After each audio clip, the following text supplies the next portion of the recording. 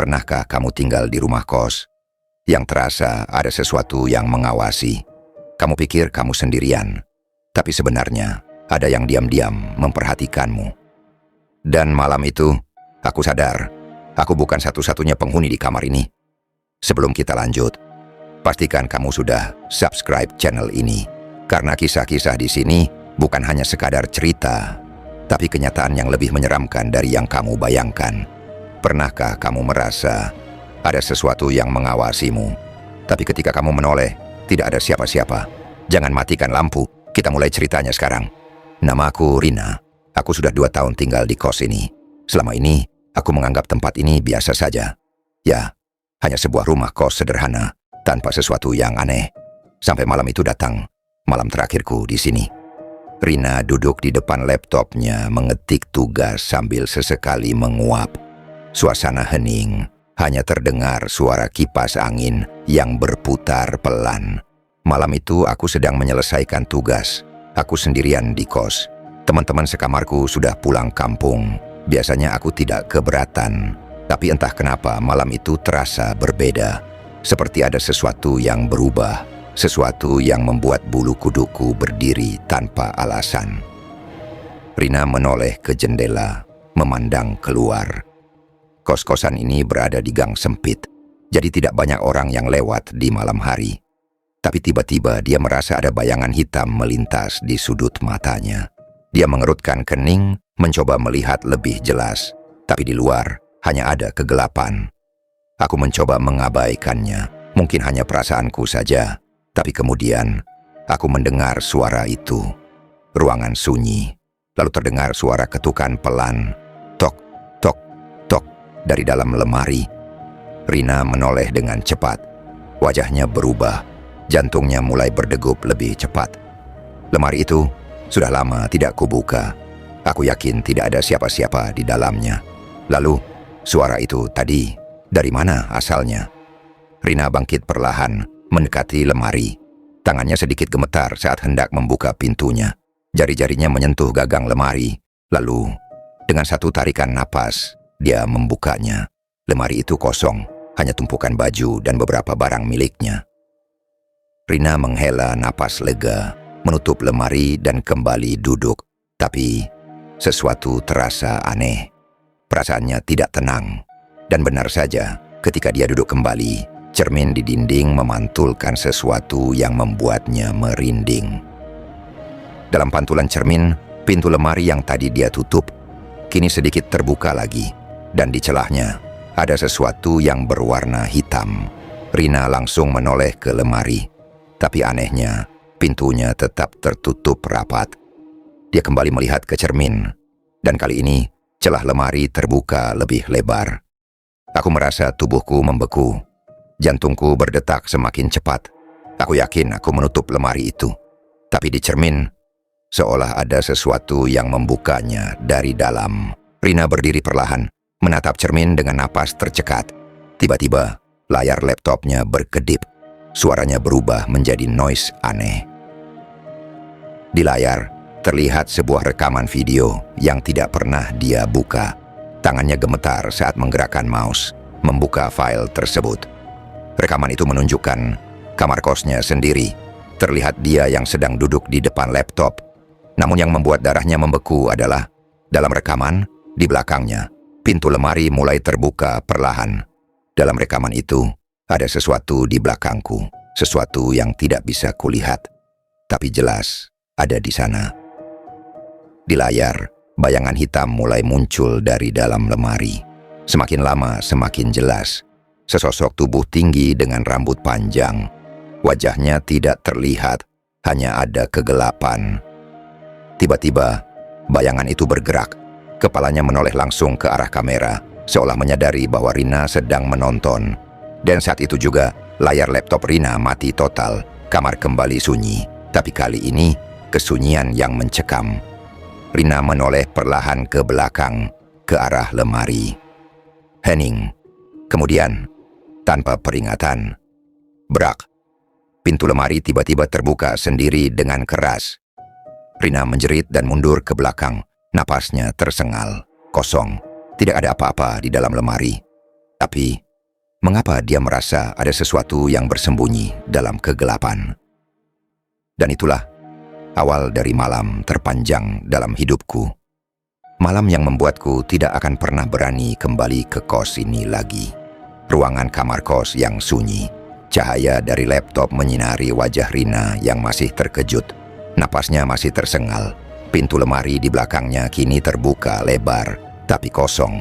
Tidak ada siapa-siapa. Setidaknya, itulah yang dia pikirkan. Pintu lemari itu terbuka sendiri. Aku tidak tahu apa yang sedang terjadi. Aku mencoba berpikir logis. Mungkin karena angin, tapi semua jendela tertutup rapat dan lemari itu berat. Tidak mungkin bisa terbuka begitu saja. Dia menatap layar dengan panik. Biasanya sinyal di kosnya baik-baik saja, tapi sekarang seolah-olah dia sedang terisolasi dari dunia luar. Sinyalku menghilang. Aku mencoba menelepon temanku, tapi tidak bisa. Tidak ada jaringan. Itu membuatku semakin panik. Perasaanku tidak enak. Seperti ada sesuatu yang ingin aku tetap di kamar ini, sendirian. Rina mencoba berdiri, menutup kembali pintu lemari dengan cepat. Dia berusaha mengabaikan rasa takutnya, lalu kembali ke meja belajarnya.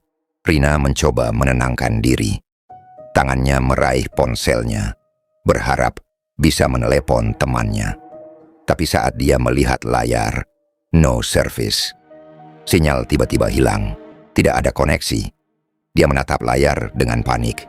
Biasanya sinyal di kosnya baik-baik saja, tapi sekarang seolah-olah dia sedang terisolasi dari dunia luar. Rina menelan ludah. Tangannya gemetar saat menggerakkan mouse. Dia tidak ingin membukanya, tapi entah kenapa ada dorongan kuat untuk melihatnya. Dia mengklik file itu. Video mulai diputar.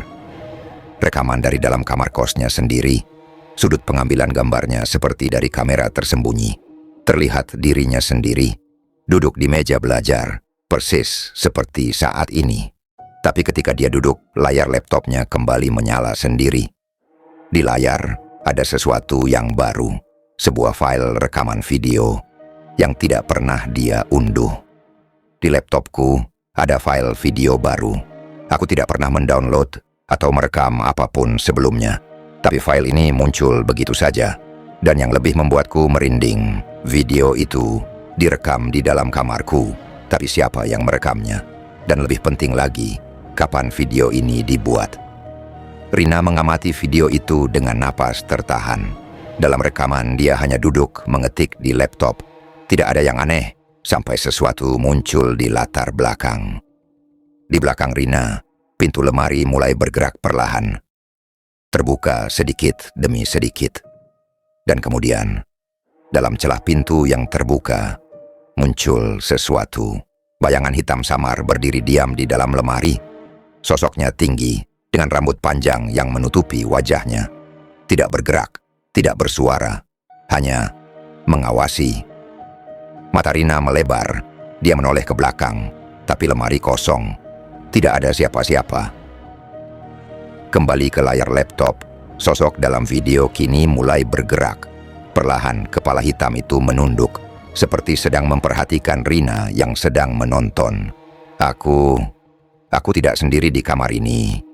Tapi kalau begitu, di mana dia sekarang? Tiba-tiba, layar laptop mati total. Kamar kembali sunyi. Hanya suara jam dinding yang berdetak. Rina tidak bisa bergerak. Dia merasa sesuatu sedang berdiri tepat di belakangnya. Sesuatu yang tidak bisa dia lihat, tapi bisa dia rasakan. Rasanya seperti ada yang berdiri di belakangku, mengawasi. Napasnya pelan, tapi aku bisa merasakannya. Visual kamera perlahan mendekati Rina yang masih duduk diam, hening. Kemudian, tanpa peringatan, tap, suara jari mencolek bahu Rina dari belakang. Dia menjerit, meloncat dari kursinya, dan langsung berlari ke pintu. Dengan panik, dia mencoba membuka kunci, tapi pintunya tidak bisa dibuka. Pintunya terkunci, padahal tadi aku tidak menguncinya. Dia menarik gagang pintu berkali-kali, tapi tidak bisa. Kemudian dia mendengar sesuatu dari belakangnya. Suara langkah kaki, pelan, semakin mendekat. Rina memejamkan mata, tubuhnya bergetar ketakutan. Langkah kaki itu berhenti tepat di belakangnya. Lalu, suara napas, tepat di telinganya, bisikan seram. "Keluar saja kalau bisa." Rina menjerit dan menendang pintu sekuat tenaga. Akhirnya pintu terbuka dan dia berlari keluar kamar, napasnya tersengal-sengal. Koridor kos gelap, hanya ada cahaya redup dari ujung lorong. Rina gemetar, mencoba mengatur napasnya. Aku tidak tahu harus kemana. Kos ini kosong, semua teman-temanku pulang kampung, tapi aku tidak bisa kembali ke kamar itu. Aku tidak mau. Visual. Rina berlari ke arah ruang tamu kecil di lantai bawah. Dia mengambil ponselnya, mencoba menelepon, dan kali ini sinyalnya kembali. Dia cepat-cepat menelepon temannya Reni. Suara dering, sekali, 2 kali, lalu akhirnya tersambung. "Reni," suara di telepon. "Halo? Rina? Kenapa suaramu gemetar gitu?" Rina terengah-engah. "Ren, aku nggak bisa di kos ini lagi. Aku harus keluar sekarang juga." "Reni, kenapa? Apa yang terjadi?" Rina ingin menjelaskan, tapi tiba-tiba matanya melihat sesuatu. Di ujung lorong, tepat di depan kamarnya, pintu lemari yang tadi dia tutup, kini terbuka lebar. Dan di dalamnya, ada seseorang yang berdiri di sana. Visual. Kamera perlahan menyorot ke dalam lemari. Bayangan hitam tinggi itu masih berdiri di sana. Tidak bergerak, tapi sekarang kepalanya mulai menoleh. Mata hitam kosong menatap langsung ke arah Rina. Tiba-tiba, tut-tut-tut, sambungan telepon mati. Rina tidak berpikir lagi. Dia langsung berlari keluar dari kos, tanpa menoleh ke belakang. Angin malam menusuk kulitnya, tapi dia tidak peduli. Dia harus keluar, sekarang juga. Aku tidak peduli lagi. Aku tidak akan kembali. Aku tidak akan pernah menginjakkan kaki di kos ini lagi. Rina yang berlari keluar dari kos, napasnya tersengal. Malam terasa begitu sunyi. Udara dingin menusuk, tapi ketakutannya jauh lebih besar. Dia tidak berani menoleh ke belakang. Aku tidak peduli lagi. Aku harus keluar dari tempat ini. Aku tidak akan kembali. Aku tidak akan. Rina sampai di jalan raya. Lampu jalan redup dan hanya ada 1-2 kendaraan yang melintas. Dia mencoba menelepon Reni lagi. Tangannya gemetar saat menekan layar ponselnya. Suara dering, sekali, 2 kali, lalu tersambung. "Reni," suara di telepon, terdengar khawatir. "Rina, kamu kenapa? Kenapa napasmu kayak habis lari?" Rina terengah-engah. "Ren, aku nggak bisa di kos ini lagi. Aku harus pergi." "Reni, tunggu. Maksudmu apa? Kamu di mana sekarang?" Rina menoleh ke belakang, memastikan bahwa tidak ada yang mengikutinya. Dia mencoba menenangkan diri dan menjelaskan, "Rina, di kos ada sesuatu. Aku nggak tahu apa, tapi aku nggak bisa tinggal di sana lagi. Aku takut, Ren." "Reni, astaga Rina, kamu di mana sekarang? Aku jemput." Rina menghela napas, merasa sedikit lega. "Rina, aku di depan gang kos. Cepetan ya, aku nggak mau sendirian di sini." "Reni, oke, tunggu di situ. Aku OTW." Rina mencoba menenangkan dirinya. Dia berdiri di trotoar, memeluk dirinya sendiri agar lebih hangat. Angin malam berembus pelan. Tapi kemudian perasaan itu kembali. Perasaan seperti dia sedang diperhatikan. Dari kejauhan, seolah ada seseorang yang mengawasi Rina dari dalam gang. Rina menelan ludah, mencoba mengabaikan rasa takutnya. Tapi tiba-tiba, tok, tok, tok. Suara ketukan pelan di belakangnya. Rina membeku. Ketukan itu tidak berasal dari kos, tapi dari belakangnya, dari arah jalanan yang gelap. Dia menoleh perlahan. Dan di seberang jalan, tepat di bawah lampu jalan yang berkedip-kedip, berdiri seorang wanita. Wanita itu mengenakan baju putih panjang. Rambutnya tergerai menutupi sebagian wajahnya. Dia tidak bergerak, hanya berdiri diam, menghadap ke arah Rina. Aku tidak kenal dia. Siapa dia? Kenapa dia berdiri di sana, menatapku? Rina meneguk ludah. Jantungnya berdegup kencang. Dia ingin percaya kalau itu hanya orang biasa, tapi sesuatu terasa aneh. Lalu, wanita itu mulai bergerak, perlahan, tapi bukan berjalan ke arah Rina. Tubuhnya mulai melayang sedikit di atas tanah. Rina merasa darahnya membeku. Dia mundur selangkah. Lalu, berak. Sebuah suara keras dari arah gang membuatnya menoleh sekilas. Tapi saat dia kembali melihat ke depan, wanita itu sudah menghilang. Visual, kamera memperlihatkan jalanan kosong, tidak ada siapa-siapa. Wanita itu menghilang? Bagaimana bisa? Tapi sebelum Rina bisa berpikir lebih jauh, ponselnya berdering. Dia langsung mengangkatnya. Reni, suara panik di telepon. Rina, kamu di mana? Rina, aku di depan geng kos, Ren. Cepat jemput aku. Reni, apa? Rina, aku udah sampai dari tadi. Aku ada di depan kos kamu, tapi aku nggak lihat kamu dimanapun. Rina merasakan jantungnya berhenti sesaat. Dia memutar badan, melihat ke arah kos. Kosong. Tidak ada siapa-siapa. Tapi kemudian, sesuatu di dalam kos menarik perhatiannya. Di jendela kamarnya, terlihat bayangan hitam, berdiri diam, menatap ke arahnya. Dan yang lebih mengerikan, bayangan itu mengangkat tangannya, lalu mulai mengetuk kaca dengan pelan. Tok, tok, tok. Suara ketukan terdengar lagi. Kali ini lebih keras. Rina tidak tahan lagi. Dengan panik, dia berlari menyusuri geng, mencari Reni. Nafasnya berat, lututnya terasa lemas. Dan saat dia hampir sampai di ujung gang, sebuah tangan pucat tiba-tiba muncul dari sisi gelap tembok, mencengkeram bahunya. Rina menjerit. Tapi saat dia menoleh, tidak ada siapa-siapa. Dia kembali berlari, sampai akhirnya dia melihat Reni di depan kos, berdiri di samping motornya. Rina, Reni, teriaknya histeris. Reni menoleh dan langsung berlari menghampiri Rina yang hampir jatuh karena ketakutan. Reni mendukung Rina. Astaga, kamu kenapa? Kamu pucat banget. Rina terengah-engah, hampir menangis. Kita harus pergi dari sini. Sekarang. Reni, yang melihat Rina begitu ketakutan, tidak banyak bertanya. Dia segera menarik tangan Rina, naik ke motor, dan menancap gas. Motor yang melaju kencang meninggalkan gang. Kos itu semakin jauh, tapi di jendela kamar Rina, bayangan hitam itu masih berdiri. Perlahan, semakin kabur dalam kegelapan. Rina duduk di belakang Reni di atas motor, tubuhnya masih gemetar. Malam terasa lebih dingin dari biasanya. Angin berhembus menusuk kulitnya. Jalanan sepi, hanya ada suara deru motor yang melaju kencang. Aku pikir semuanya sudah berakhir.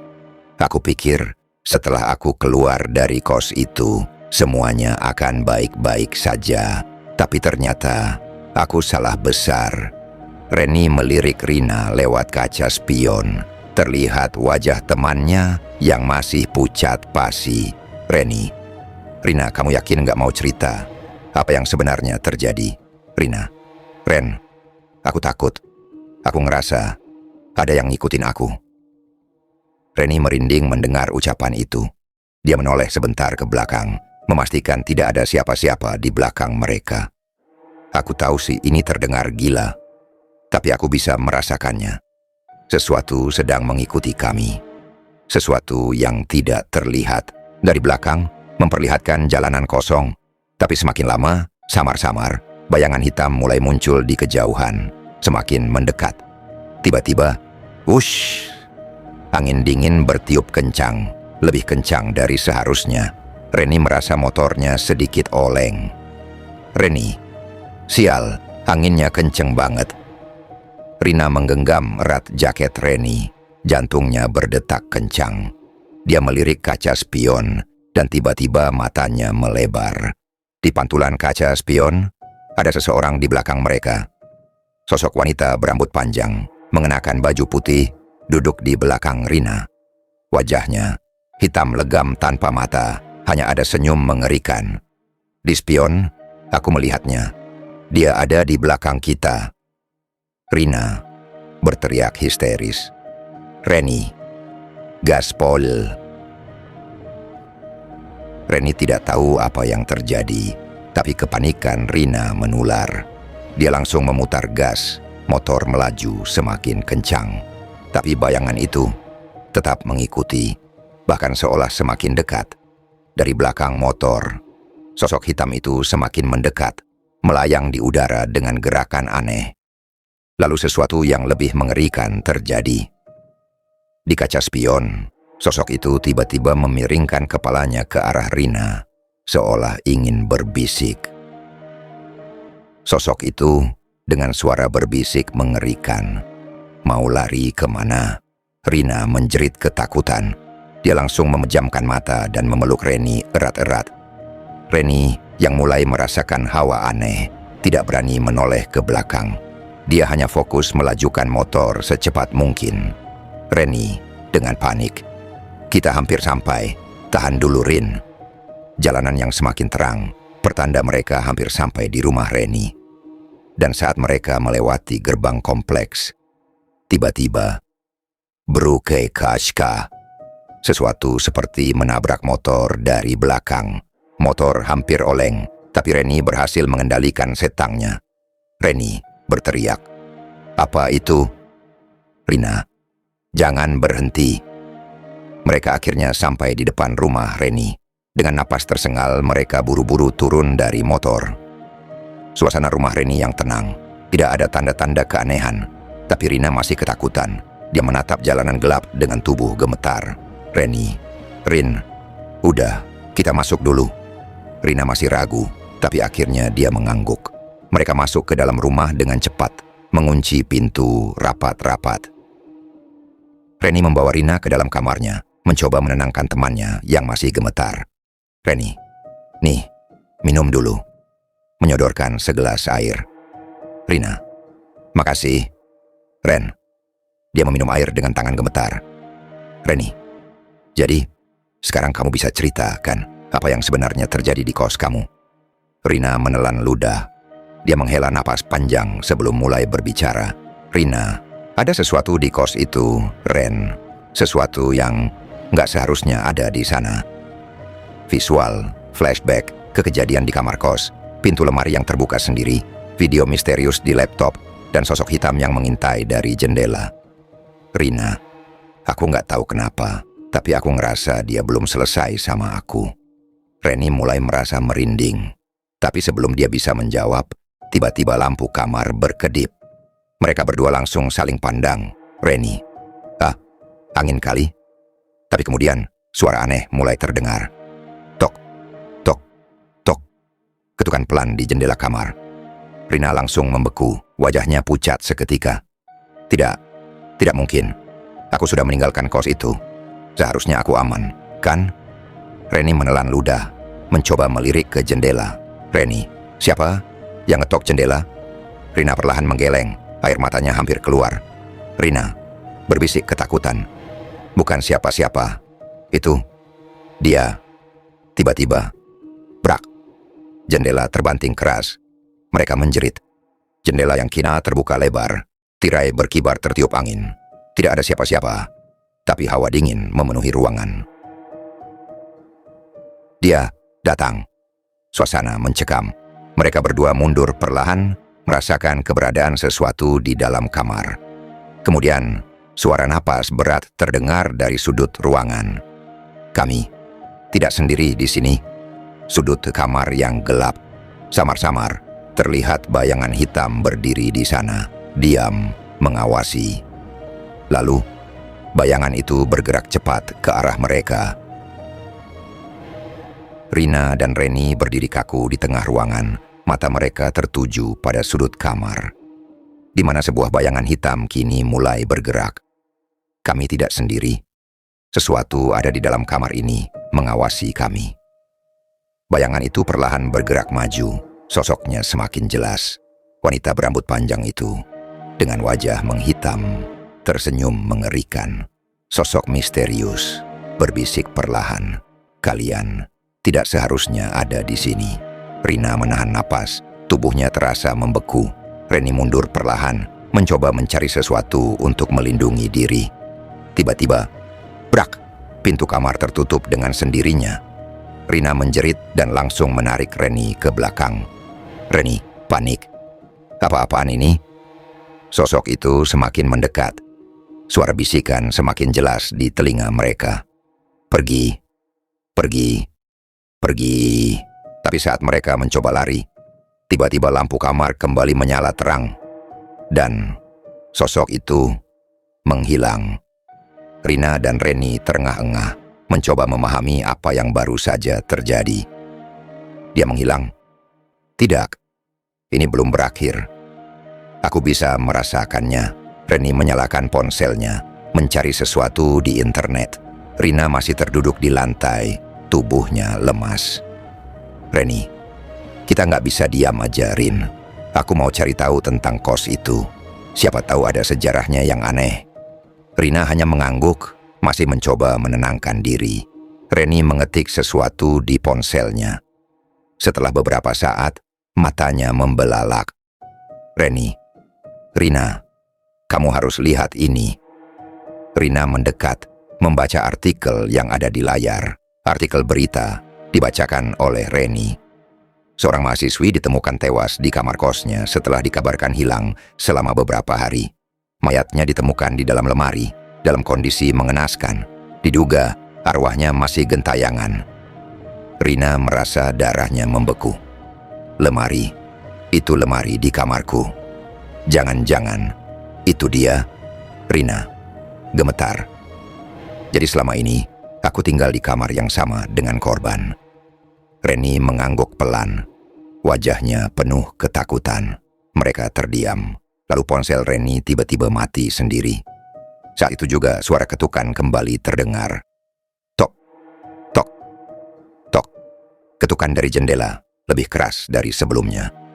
Rina dan Reni saling pandang, tak ada yang berani bergerak. Tapi kemudian, suara lain muncul dari balik pintu kamar. Tolong, keluarkan aku. Suara perempuan terdengar sayu, menyedihkan. Seolah seseorang sedang terperangkap di balik pintu. Rina dan Reni menahan napas. Mereka tahu, suara itu bukan suara manusia biasa. Dengan tangan gemetar, Rina mencoba mendekati pintu. Reni menahannya. Reni berbisik, "Kamu gila? Jangan buka." Rina, kita nggak bisa lari terus. Aku harus tahu siapa dia dan apa yang dia inginkan. Dengan ragu, Reni akhirnya mengangguk. Rina menarik napas dalam, lalu dengan perlahan membuka pintu. Pintu terbuka, dan di baliknya tidak ada siapa-siapa. Hanya ada kegelapan. Tapi kemudian, bayangan itu muncul lagi. Kali ini, dia menatap langsung ke arah Rina. Wajahnya perlahan berubah, bukan lagi hitam, tapi penuh luka dan darah mengering. "Tolong, aku hanya ingin pulang." Rina terkejut. Tiba-tiba dia merasakan sesuatu. Seolah ada kilasan memori yang masuk ke dalam pikirannya. Flashback singkat. Sosok wanita itu sedang berusaha melarikan diri. Seseorang menariknya, menutup mulutnya. Lalu segalanya menjadi gelap. Air mata mengalir di pipi Rina. Dia akhirnya mengerti. "Rina, kamu dibunuh di sana, ya?" Sosok itu mengangguk pelan. Matanya penuh kesedihan. Tidak lagi terlihat menyeramkan. Dia bukan ingin menyakitiku. Dia hanya ingin seseorang tahu kebenaran. Dengan suara gemetar, Rina mencoba bicara. "Rina, kamu ingin aku membantumu?" Sosok itu menatapnya dalam, lalu mengangguk. Dan tiba-tiba, semua lampu kembali menyala. Hawa dingin yang mencekam perlahan menghilang. Sosok itu tersenyum tipis, lalu berbisik pelan sebelum menghilang. "Terima kasih." Rina dan Reni saling berpandangan. Mereka tahu, semuanya belum selesai. Mereka harus mencari tahu siapa pelaku pembunuhan itu. Rina dan Reni duduk di ruang tamu rumah Reni. Wajah mereka masih penuh ketakutan, tapi ada sesuatu yang lebih besar kini menghantui pikiran mereka. Kebenaran yang harus diungkap. Reni mengusap wajahnya, lelah. "Kita nggak bisa diam aja, Rin. Kalau dia benar-benar korban pembunuhan, kita harus cari tahu siapa pelakunya." Rina mengangguk, suaranya masih gemetar. "Iya, tapi gimana? Itu kasus lama. Polisi pasti udah nutup penyelidikannya. Reni berpikir sejenak, lalu mendekatkan ponselnya ke wajah Rina. Reni, kita harus mulai dari sini, dari internet. Mereka mulai mencari berita lebih dalam. Mata Rina membelalak saat menemukan sebuah artikel lawas. Seorang mahasiswi ditemukan tewas mengenaskan di dalam lemari kosnya. Polisi menduga ini kasus bunuh diri, tetapi beberapa saksi mengaku mendengar suara jeritan pada malam kejadian. Sayangnya tidak ada bukti yang cukup untuk mengungkap pelaku sebenarnya. Rina membaca ulang kalimat itu, hatinya berdebar kencang. Rina, bunuh diri? Itu nggak mungkin. Aku yakin dia dibunuh. Reni mengernyitkan dahi. Siapa yang bisa bohongin polisi sampai mereka nutup kasus ini? Rina berpikir keras. Lalu, dia teringat sesuatu.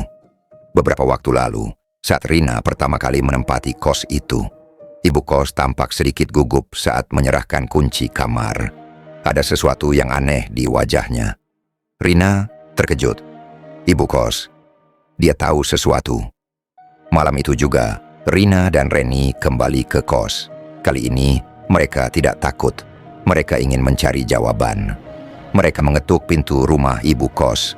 Seorang wanita tua membukakan pintu, wajahnya sedikit kaget melihat kedatangan mereka. Ibu kos gugup. Kalian kenapa balik ke sini malam-malam? Rina menatap mata ibu kos dengan tajam. Rina, ibu, kami tahu ada sesuatu yang ibu sembunyikan tentang kamar itu. Ibu kos terdiam. Dia tampak ingin menolak, tapi tatapan Rina terlalu kuat untuk dihindari. Setelah beberapa saat, akhirnya ibu kos menarik napas panjang. Ibu kos dengan suara berat. Kalian harus bersumpah, setelah aku cerita, kalian nggak akan ungkit ini lagi. Rina dan Reni saling berpandangan. Lalu mereka mengangguk. Ibu kos mulai bercerita, suaranya lirih, seperti menyimpan penyesalan yang dalam. Ibu kos, dulu ada seorang anak kos di kamar itu, namanya Sari. Dia gadis yang baik, pendiam, dan rajin belajar, tapi suatu malam dia menghilang. Flashback kejadian. Sari tampak ketakutan di kamarnya. Ada seseorang yang mengetuk pintunya dengan keras. Ibu kos melanjutkan. Besoknya, aku mencium bau busuk dari dalam kamar. Saat kami buka, dia sudah ada di dalam lemari, tidak bernyawa. Rina merasakan bulu kuduknya berdiri. Reni menelan ludah. Reni, tapi kalau itu pembunuhan, kenapa polisi bilang bunuh diri? Ibu kos menunduk. Air mata mulai menggenang di matanya. Ibu kos, aku disuruh diam. Rina dan Reni terkejut. Rina, sama siapa? Ibu kos menggigit bibirnya, ragu sejenak sebelum akhirnya berbisik. Pemilik kos ini yang dulu, dia punya koneksi kuat. Dia takut bisnisnya rusak kalau ada kasus pembunuhan di sini. Jadi, dia menyuap polisi agar kasus ini dianggap bunuh diri. Rina dan Reni terperangah. Ternyata, kasus ini ditutup demi uang dan reputasi. Tiba-tiba, angin dingin berhembus. Lampu rumah ibu kos berkedip-kedip, dan di belakang ibu kos, bayangan Sari muncul, menatap mereka dengan tatapan penuh harapan. Sari, dia hanya ingin keadilan. Beberapa hari kemudian, Rina dan Reni membawa informasi ini ke seorang jurnalis yang tertarik mengungkap kebenaran. Berita tentang kasus Sari akhirnya muncul ke publik. Netizen mulai menyoroti kejanggalan kasus ini, memaksa polisi membuka kembali penyelidikan. Sementara itu, di rumah Reni, Rina duduk sendirian di kamar. Dia menatap jendela, mengingat semua kejadian yang telah dia lalui. Lalu sesuatu terjadi. Di cermin, samar-samar, bayangan Sari muncul. Tapi kali ini, dia tidak terlihat menyeramkan. Dia hanya tersenyum, lalu perlahan menghilang. Aku tahu, dia akhirnya tenang sekarang. Rina menutup matanya, menarik napas dalam, lalu tersenyum tipis. Jadi, itulah kisah nyata yang hampir terkubur. Bagaimana menurut kalian? Apakah arwah Sari sudah benar-benar tenang? Atau mungkinkah masih ada bagian dari kisah ini yang belum terungkap? Kalau kalian suka kisah seperti ini, Jangan lupa like, comment, dan subscribe karena masih banyak kisah-kisah misteri lain yang menunggu untuk kita ungkap. Tapi ingat, hati-hati kalau kamu tinggal di kos sendirian. Kadang ada yang masih mengawasi dan mereka tidak ingin dilupakan.